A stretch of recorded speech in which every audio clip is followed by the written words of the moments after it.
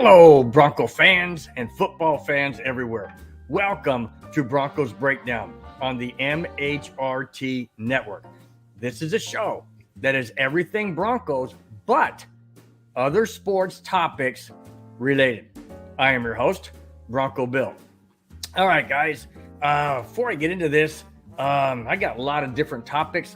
I've got a sad news of a passing of a legend. I have a Jackass of the week that I'm not happy about bringing. And I have some other Bronco news as well. Let's start out with last Saturday's preseason game at Buffalo. Here's the ugly details. Preseason game 2 at Buffalo, the Denver Broncos were unable to get anything going against the Buffalo Bills. Final score, 42-15. And it was worse than that. It was 42-6 for the longest time.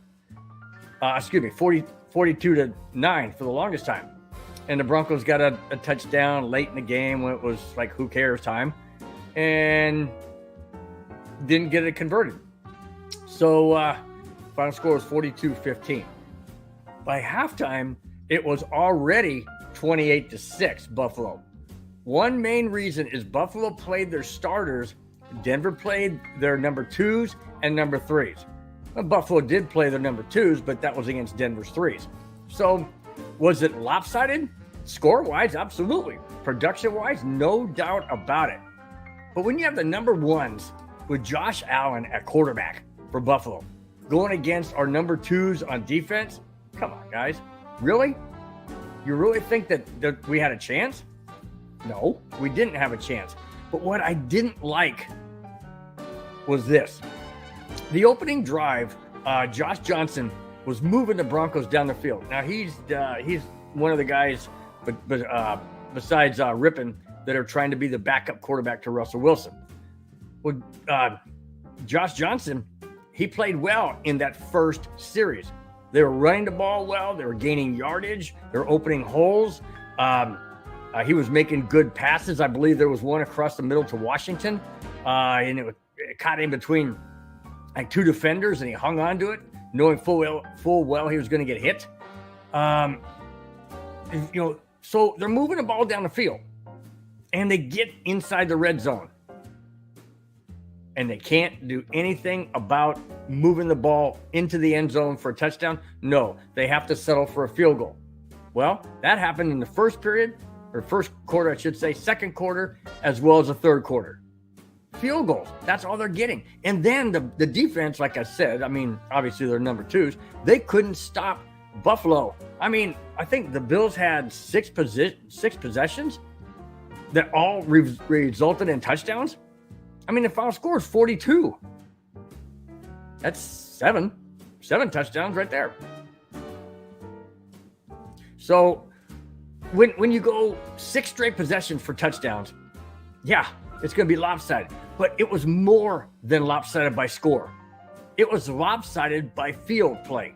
Like I said, that first drive, Josh Johnson went right down the field with those guys. Couldn't do it on a consistent basis there on out. Just couldn't do it. Did Buffalo make changes? Sure they did. Absolutely they did. Did Denver? Didn't look like it. Absolutely did not look like it. And that bothers me because I know that we're not playing our starters. And I understand that we have to know who we have and who we should keep in case they need to be in the game due to injury or illness or family issues or something.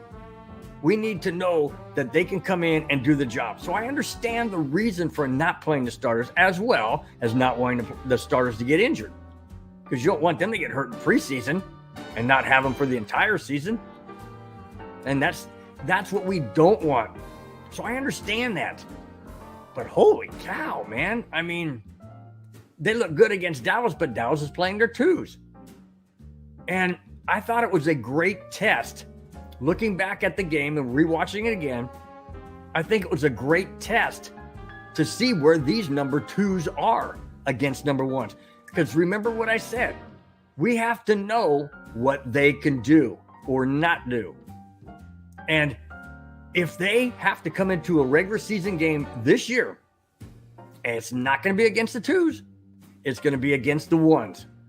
And if they can't stop Josh Allen and the Buffalo Bills, 6 straight possessions for touchdowns, if they can't stop a Josh Allen-led Buffalo Bills team, and they need to be in the game during a regular season, now I know not all 11 are going to be in, I understand that, but on their key position, a corner, a safety, a linebacker, a lineman, an edge rusher, whatever the case may be, whatever the position may be,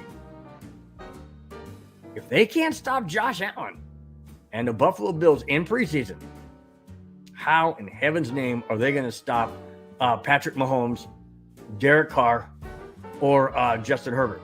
How are they going to do it? And that's the division, our own division, we need to control. Absolutely. Not to mention all the other teams we got to play. So I did not like the outcome of the game, but more importantly, I didn't like the fact that they could not stop the number one offense of Buffalo, and they may need to be called upon in the regular season. Then what? Then what? All right, let's go to Sam Martin. Now, the Denver Broncos punter was injured prior to last Saturday's preseason game at Buffalo. Martin was playing catch with kicker Brandon McManus. Martin, was running to make a catch in the end zone when he injured his ankle. Okay. Now, I understand that players, they want to warm up their own way. Not all punters want to just get in there and punt the ball. They want to do different things. They want to throw the ball. They want to do a little bit maybe running or catching or, whatever they may do to loosen themselves up. They don't necessarily want to, like I said, they just don't necessarily want to punt. Now, they will because they working on their game, of course. But apparently this was just a catch and throw. And when, he's going out for a pass, maybe he's had dreams in his younger years or whatever to be a receiver or whatever. Or maybe it's just regular, throwing the ball back and forth. Let's have a little fun. So in doing so, obviously he's running to make a catch in the end zone. And he does something to his ankle. Did he twist it? Did he sprain it? Obviously, it's not broken. He didn't say he's on injured reserve. So I'm assuming he tweaked it, like not really sprained it, but kind of bent the foot over, that kind of thing, and maybe it's bruised a little bit. Obviously, it's extremely sore. And I heard today on Nathaniel Hackett's presser that he's expecting him to be able to punt in tomorrow's game, which is I'll get to that in a little bit later. But Nathaniel Hackett feels that Martin will be ready to punt, like I said, on the game or in the game on Saturday. Now, if he can't, he's going to have a full week and a half, almost 2 weeks to, in fact, a little over 2 weeks because the Broncos play on Monday night in Seattle. So he'll be able to heal it up hopefully by then if he cannot punt in tomorrow night's game at home against Minnesota. Okay, let's go to Deshaun Watson. This guy just won't go away. I know I've mentioned him. You guys are probably sick to death to hear it. And I'm kind of sick to death to bring it to you. But when there's news regarding a certain issue or situation or player or team, and it's in the news constantly, then I feel that I need to bring it to the show. So here it is. Deshaun Watson's first preseason game he played was last weekend in Jacksonville. Ooh, wonder what kind of reception he got. It was ugly on the field as well as the crowd chanting "no" means no. And that's the G-rated version because we all know they didn't say "no" means no. They had a few choice words in there. I continue.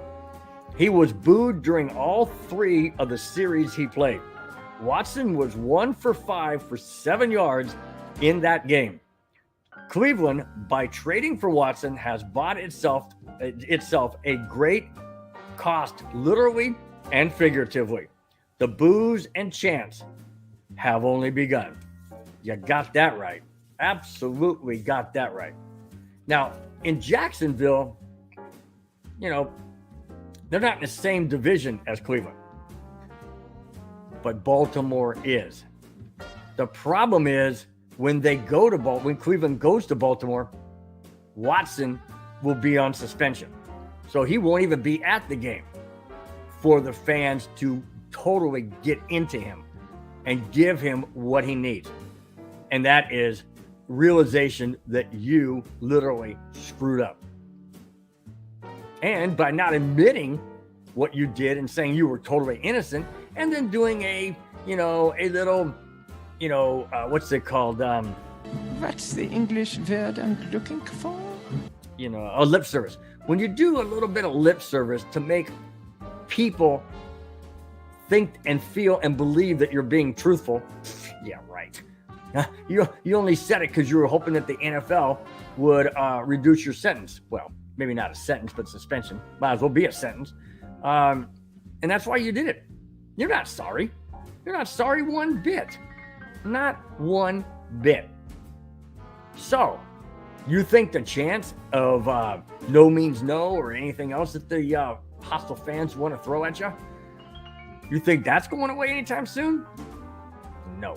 I'm interested, now that knowing that Jacksonville fans got all over him, and he played 3 series and only completed 1 pass for 7 yards to his tight end. Kind of wonder if maybe those chants and those boos are just a little bit under his skin. And that was only game 1 in preseason. Well, game 2 for the team, but that was only preseason. But what's weird is I also read that the fans in Cleveland are clamoring to get his autograph, to get pictures taken with them, trying to get selfies with them. Of course they are. Are they doing it because they absolutely love Watson? Maybe, possibly, because they're starving for a championship they never had, a Super Bowl they've never been to. So maybe that's it.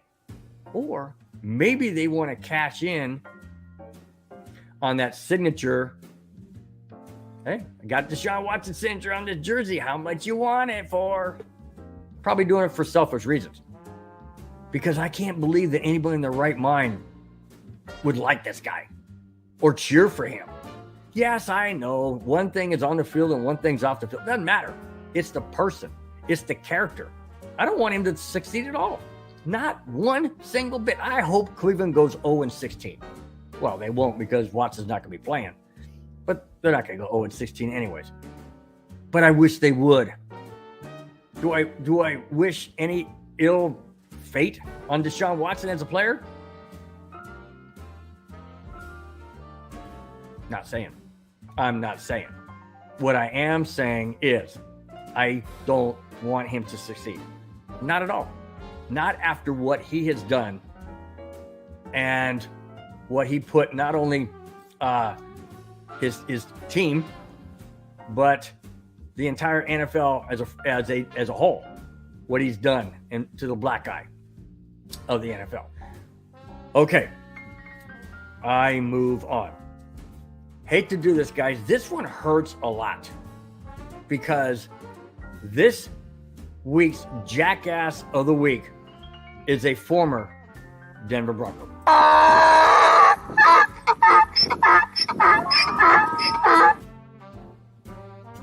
Okay, I've mentioned before what happened several weeks ago with Aqib Talib's brother.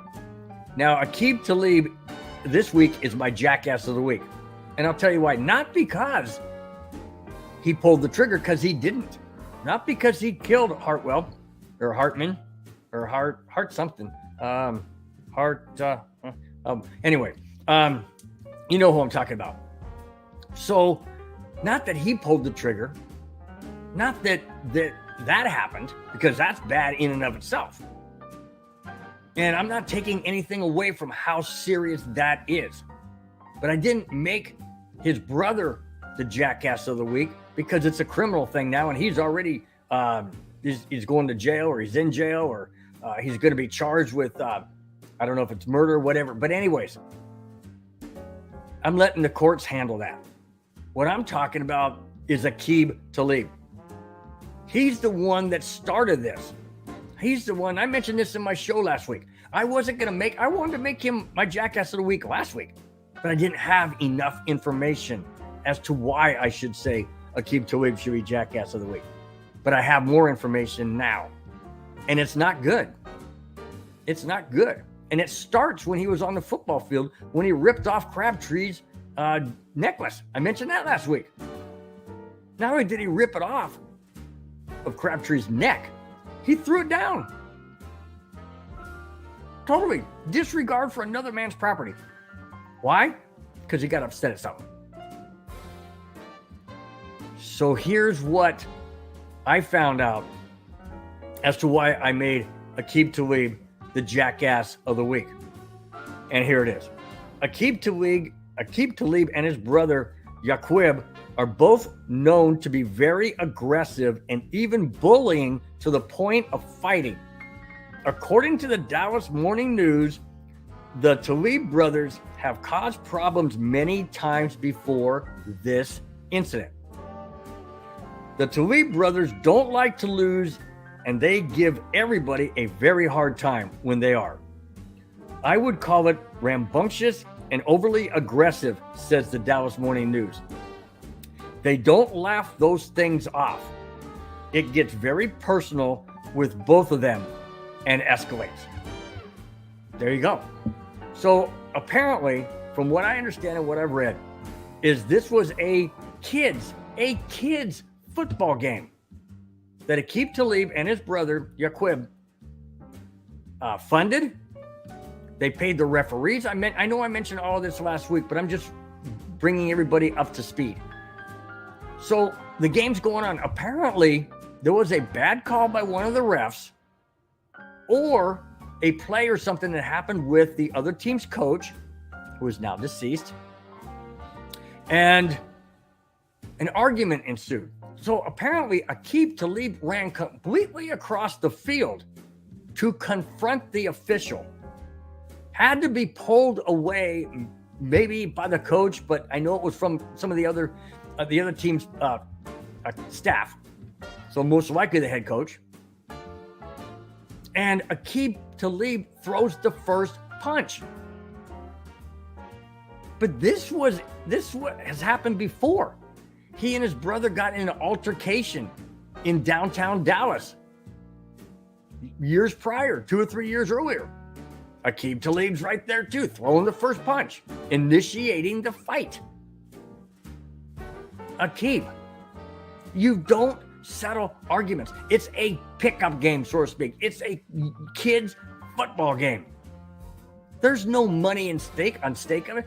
What does it matter if you lose? What does it matter? It's between the kids. They're having fun. I went to my grandson's baseball games this year when he played. And you know what the record was? 1-14. Yeah, it hurts to lose, but they're kids. They're kids. They don't, they get kind of bummed during the game. He was kind of down during the game and stuff, and afterwards, but he goes and gets something to eat, and he's a kid. He's running around having a good time, playing with his sister, playing with his friends. You don't throw punches. You don't get mad. You don't take it seriously. And you shouldn't have taken it seriously against Crabtree. He got into your skin. And apparently a bad call or something along the lines caused you, Aqib, to run across the field and confront the very referees you hired to do the game. And you get an altercation with him. You throw the first punch at, I don't know, maybe it was the coach. Maybe it was, Hartwitt or Hartwell or Hart. Like I said, I can't remember. I know it's Hart something. Anyways, there's no need for that. There is none whatsoever. None. It's not a UFC fight. It's not. But apparently, to Aqib Talib and his brother Aqib, it is. Now, on a further note involving Aqib, he has resigned, or said that he's not going to be on the Amazon halftime show during Monday. I think it's Monday Night Football or Thursday Night Football. He's not going to be on the halftime. He's not going to be associated with that. He says it's to be with family more. Well, that may be true to a certain exaggerated account. Maybe. I'm not buying it. I'm buying the fact that it was the NFL that said something, or it was Amazon that said something, or it was he knew he was going to get ridiculed or whatever by maybe the people on the set. They're probably going to be asked questions.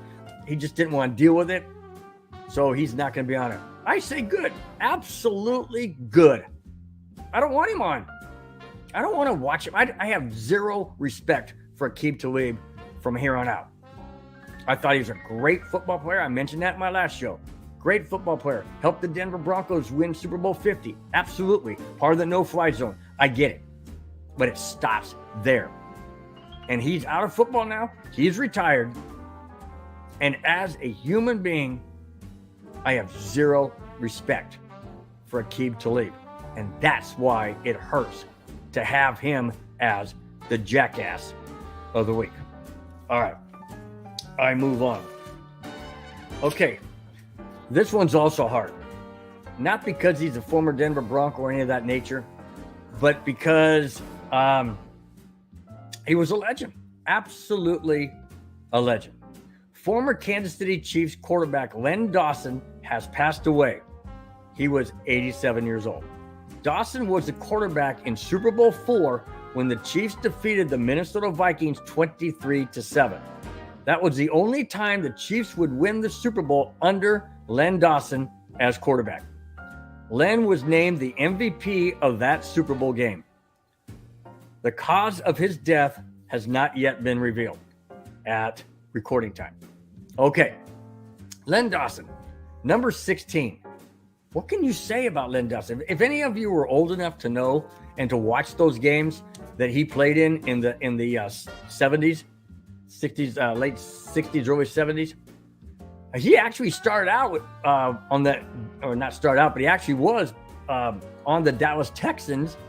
Don't get it confused with Houston Texans. I'm talking Dallas, Texas, before it was the Dallas Cowboys, and before they moved from Dallas as the Dallas Texans, and they moved to Kansas City and became the Kansas City Chiefs. That's how the Kansas City Chiefs got formed. They were actually the Dallas Texans. A lot of people don't know that. Very, very true. Okay. Len Dawson was great. He was an outstanding quarterback. He was Peyton Manning-esque before Peyton Manning. He would, he had a mind for the game like Peyton Manning. He could read defenses. He knew when to audible. He knew when to scramble. He knew when to run. He knew when to throw the ball away. He was quarterback pro knowledge. He knew what he was doing. It shocks me, though, totally shocks me that Len Dawson and that team, those teams, I should say, only won one Super Bowl, and that was Super Bowl IV. They were in another one, but they lost to the Packers in Super Bowl II, I believe it was. Yeah, Super Bowl II. So, yeah, Len Dawson, may he rest in peace. And I saw a picture where Patrick Mahomes was able to meet Len Dawson, and Len was wearing, I know it was probably photoshopped in, but there was another picture next to it where they showed Patrick Mahomes and Len Dawson together. I believe it was in one of their homes. I could see that. So, a legend in Kansas City, Len Dawson, has passed away at the age of 87. All right, let's go to a surprise Super Bowl runner. Now, I don't mean runner as in get out there and just start running. No, a surprise Super Bowl. What's another word to use for that? I don't know. A surprise Super Bowl contender. Put it that way. Here it is. Last season, it was the surprising Cincinnati Bengals who started started out 7-6 and then caught fire and made the Super Bowl that year. This season could be the year for the Denver Broncos. Yahoo Sports has listed the Broncos as the second most likely team to reach the Super Bowl, behind the LA Chargers. What? What? Come on, man. No, I'll get into that. No. Hell no. To the no. Hell to the no. With Russell Wilson as Denver's quarterback, Yahoo Sports feels the Broncos only needed a franchise quarterback to make a Super Bowl run. We're about to find out this year. Behind the Chargers? Really? Come on. You can't be serious, Yahoo Sports. You can't be serious.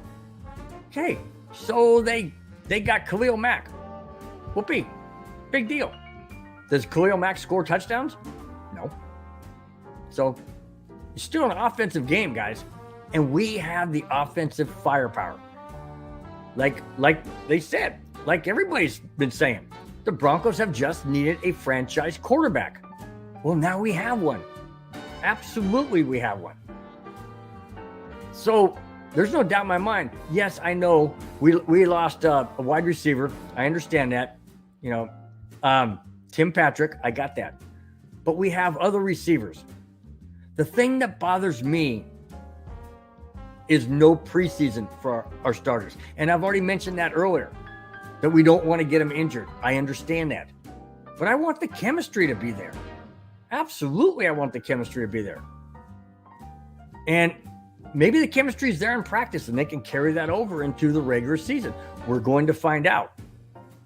But I thought it was interesting that Yahoo Sports has the Denver Broncos at number 2 with all of their firepower. And they have the Chargers at 1 as far as the favored team to make it to the Super Bowl. Didn't say win it, said make it to it. I don't even want the Chargers anywhere near the Super Bowl. Nowhere near it. Well, unless they're buying tickets and hopefully they sit in nosebleed. Got him! You know what I'm saying. I don't want that team represented in the Super Bowl at all. Ever again. 1984 was bad enough. Glad they got their doors blown off by San Francisco, but hey, I don't want to see it again. I don't want to see it again. Because I don't like them. Plain and simple. A lot of reasons. I've gone through that before. I got a show that I did just about that, so you guys can look it up on the YouTube channel. And you'll understand why. Okay, let's go to, let's see. I'm done with that one. All right, let's go to this interesting one. This is quite interesting. Rex Ryan. That's right. The Rex Ryan. Former head coach of the New York Jets and Buffalo Bills, Rex Ryan has a new sport. Sort of. He, along with his golfing partner, Tim Mann, are one of the contestants on The Amazing Race. The season filming has already finished, and we don't know how he did, but it will be interesting to see if he mentions it during his analyst on ESPN NFL games. That'll be interesting. Now, I don't watch The Amazing Race. I'm not really big into that. I really don't care about people running around foreign cities and trying to find a flight here or a bus there or a taxi and try and, ask the locals for, shortcuts to different places. I'm not into that. That's not my thing. Those of you who are and like that kind of stuff, then you might be interested to watch and see how Rex Ryan and his buddy Tim, how they finished. And, maybe they did well, maybe they didn't. But I thought it was kind of cool that Rex Ryan, a former, head coach and that kind of thing, would do something like that. I mean, he's not the most fleet-footed person, I wouldn't imagine. He's not in his 20s. He's not a sprint runner. By thunder! There be a time for action! So it's going to take some. I would think it would take some type of, getting around however they do it. Like I said, I know they have to find taxis or ways to get to the next destination. So I don't think there might not be a whole lot of running unless you're running after a cab or you're running after, I don't know, a bus or something, or maybe running from one building to the next building that might be, down the block or something. I don't know. Like I said, I don't watch the show, so I have no idea. But I may tune in just at the very beginning to just kind of see, how he does. And, like I said, it'll be interesting. And I'd like to know if maybe it comes up at some point in time on ESPN when he's doing his analysis or, his commenting on the game and such. I think it'd be kind of interesting if that topic came up. So I thought that was an interesting tidbit to throw in there. Okay, let's go to the last segment. And this is Derek Wolfe on Vic Fangio. Here it is. Over the past 3 seasons under Fangio, the Denver Broncos had many injuries, including Cortland Sutton, KJ Hamler, Von Miller, Josie Jewell, and Alexander Johnson. By season's end, this is interesting. By season's end, the Broncos had almost a quarter of its salary cap on the IR list. That's a lot, guys. I mean, look at the key guys I just named. I just named this. Cortland Sutton, KJ Hamler, Von Miller, Josie Jewell, and Alexander Johnson. That's a lot. Now, were all of them down the same year? No, not necessarily. But it says over the past 3 seasons. But those are key injuries. Totally key injuries. Absolutely. I continue.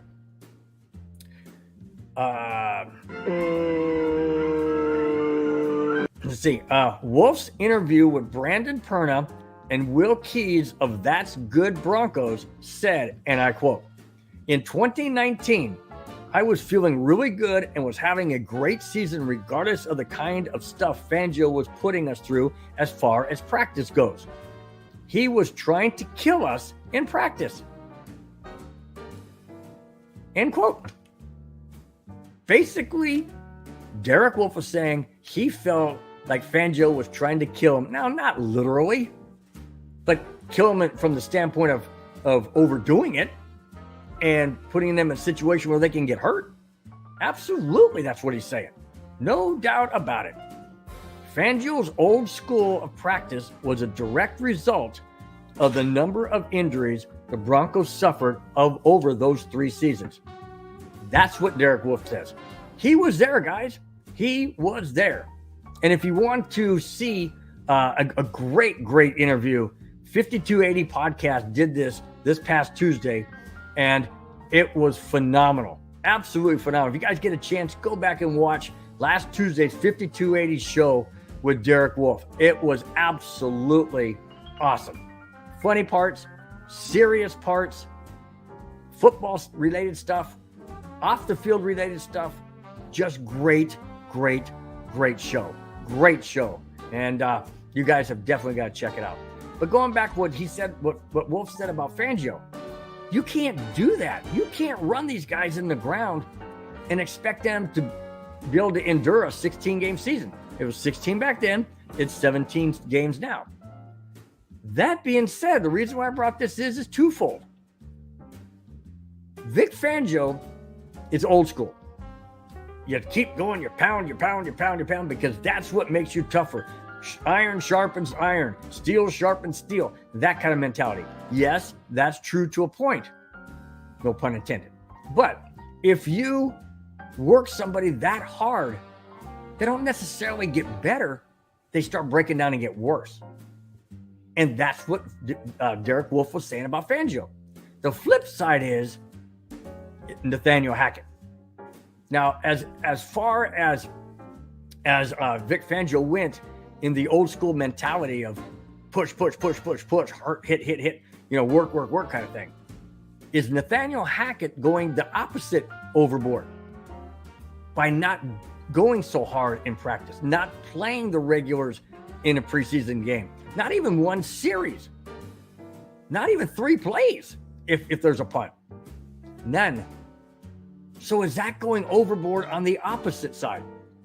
We won't know until the season starts, because then it's for real. And if the Broncos lose 6 out of their first 10 games, and they're 4-6, or they're 3-7,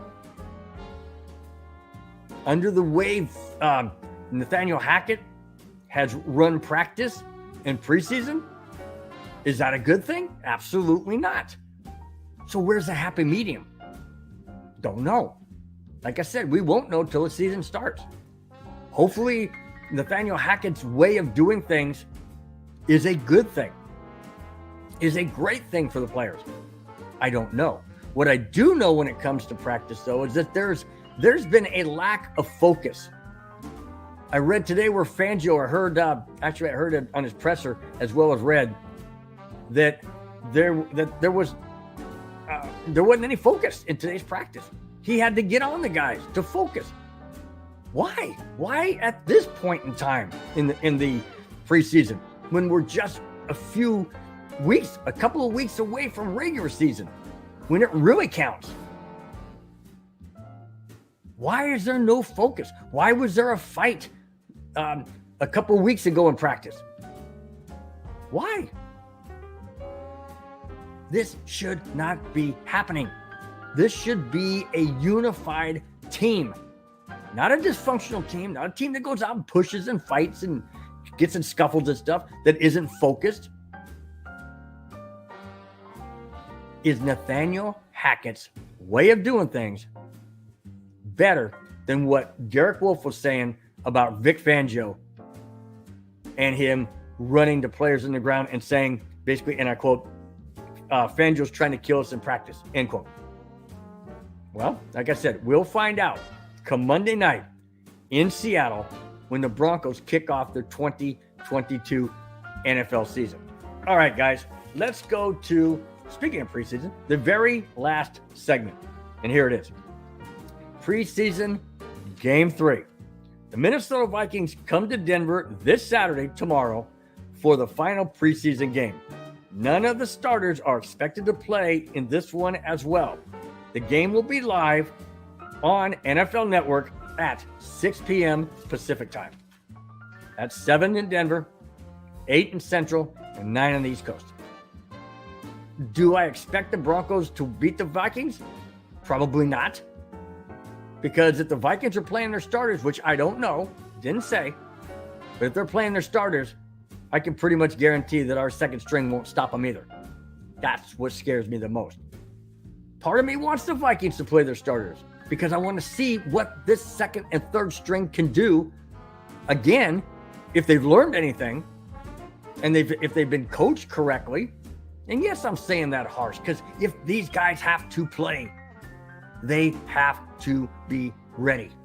And if they can't stop a number one team, and I know Buffalo's a better team than the Vikings at this point in time, considering the last several seasons, that doesn't make a difference. If they're playing the number ones, they have to play and perform just like it's a regular season game, just like it counts. And I know these guys are fighting for a spot on the team. But I'll tell you what, if they play like they did in Buffalo, a lot of these guys are not going to be on the team. Absolutely not going to be on the team. So it'll be interesting to find out how they play against Minnesota if the Vikings play their ones. If they don't, I still want to see them play well against the twos. Absolutely. And if it's 2 against 2 and thirds against thirds, then of course I think Denver can win. Absolutely, I think they can. I just don't know if they can against the ones.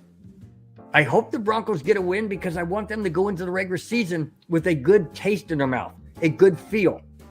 I don't want them to lose because that, although it could make them a little hungrier, I'm not sure, but it definitely won't be good for those players trying to make the team if they get the doors blown off them once again.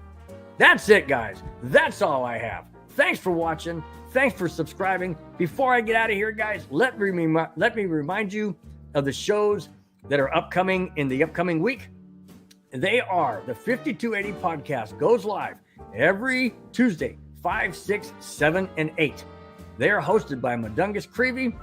His co-host is Glenn Hauser, Cam, and Boggins.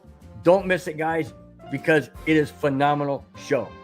On Wednesday is the Wild Wild West, and that features a fan from every AFC West team: Broncos, Raiders, Chargers, and Chiefs.